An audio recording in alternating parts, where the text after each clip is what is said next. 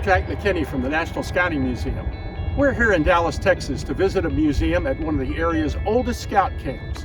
Located about 11 miles south of downtown Dallas, this Circle 10 Council camp has served millions of scouts. The museum is a great example of the preservation of local scouting history. My friend Bob Reitz is an Eagle Scout and worked as a staff member at Camp Wisdom in the 1960s.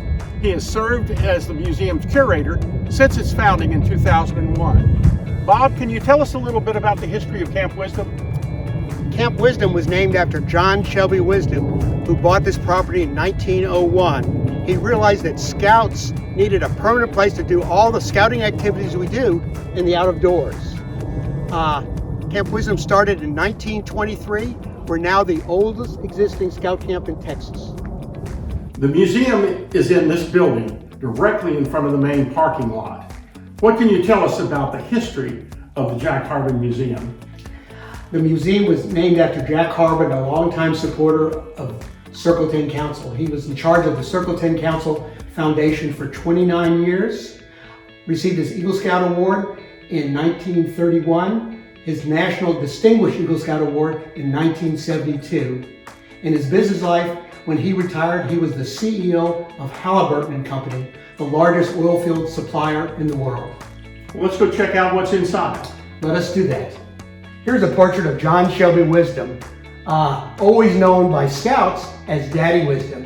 There's a 1937 book, a biography of his life called Daddy Wisdom, Boy Scout Benefactor. Amongst the people that have visited Camp Wisdom, here's a portrait of James E. West, our National Scout Executive, coming to Camp Wisdom, thanking Daddy Wisdom for his donation of all this land to create Camp Wisdom. That's great.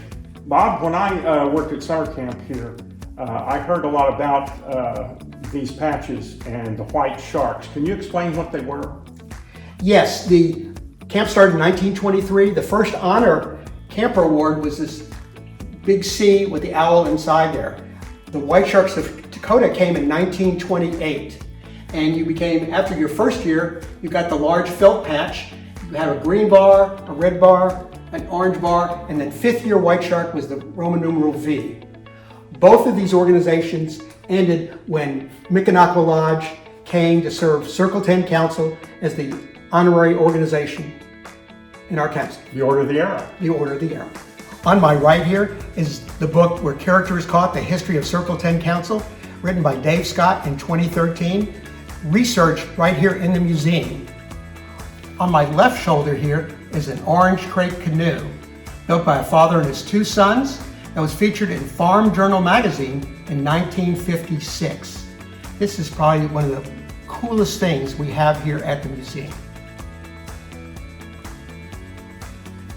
The National Scouting Museum works closely with many museums like the Harbin Museum to preserve scouting's history.